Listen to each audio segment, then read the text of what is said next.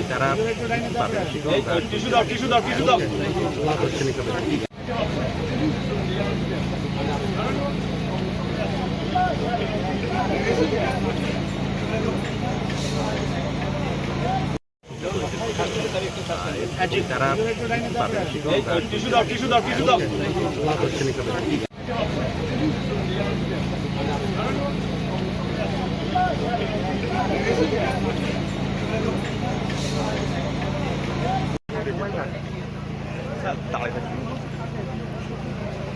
আমাদের নির্দিষ্ট জায়গা, সেখানে আপনারা বর্জ্য ময়লা ফেলবেন।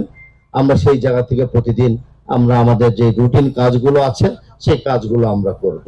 আমি আশা করি এই নগর উন্নয়নের ক্ষেত্রে সকলের সহযোগিতা প্রয়োজন আছে।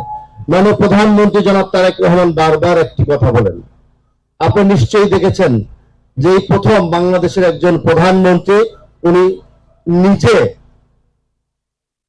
ভিডিও করে উনি সোশ্যাল মিডিয়াতে উনি নিজে ছেড়েছেন ভিডিও করে বর্জ্য ব্যবস্থাপনার উপরে জনগণকে একটু আহ্বান জানানোর জন্য।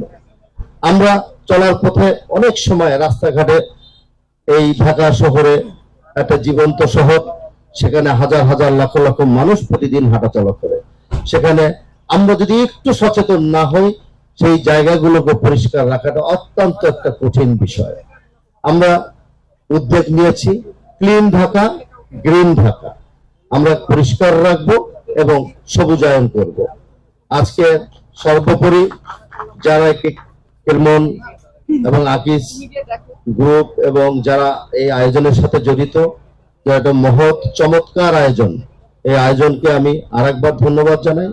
আমরা ইনশাআল্লাহ আগামী দিনে একসাথে পথ চলে ঢাকা নগর সহ সারা বাংলাদেশে আমরা একটা সবুজায়ন বাংলাদেশ চাই।